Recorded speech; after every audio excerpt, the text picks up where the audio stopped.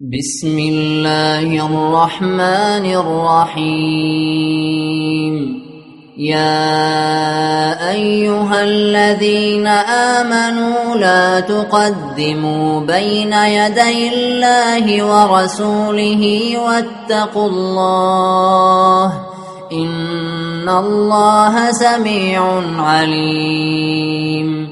يا أيها الذين آمنوا لا ترفعوا أصواتكم فوق صوت النبي ولا تجهروا له بالقول كجهر بعضكم لبعض أن تحبط أعمالكم وأنتم لا تشعرون. إن الذين يغضون أصواتهم عند رسول الله أولئك الذين امتحن الله قلوبهم للتقوى لهم مغفرة وأجر عظيم. إن الذين ينادونك من وراء الحجرات أكثرهم لا يعقلون. ولو أنهم صبروا حتى تخرج إليهم لكان خيرا لهم والله غفور رحيم. يا أيها الذين آمنوا إن جاءكم فاسق بنبأ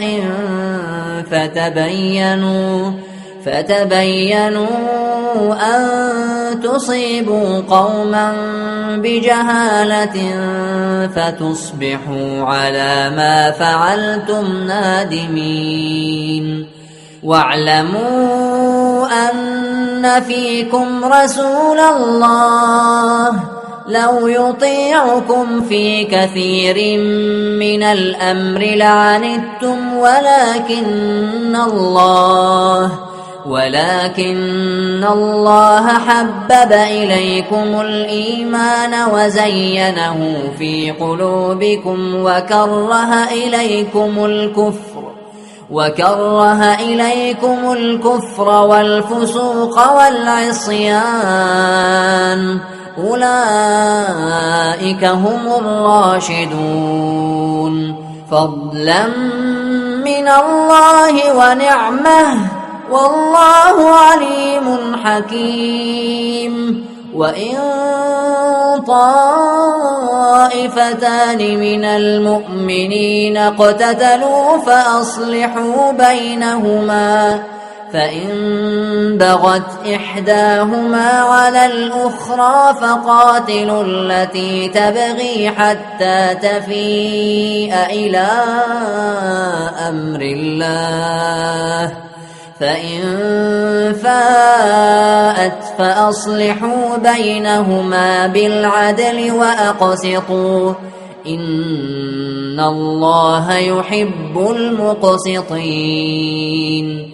إنما المؤمنون إخوة فأصلحوا بين أخويكم واتقوا الله لعلكم ترحمون. يا أيها الذين آمنوا لا يسخر قوم من قوم عسى أن يكونوا خيرا منهم ولا نساء من نساء عسى أن يكن خيرا منهن ولا تلمزوا أنفسكم ولا تنابزوا بالألقاب بئس الاسم الفسوق بعد الإيمان ومن لم يتب فأولئك هم الظالمون. يا أيها الذين آمنوا اجتنبوا كثيرا من الظن إن بعض الظن إثم ولا تجسسوا ولا يغتب بعضكم بعضا أيحب أحدكم أن يأكل لحم أخيه ميتا فكرهتموه واتقوا الله إن الله تواب رحيم يا أيها الناس إنا خلقناكم من ذكر وأنثى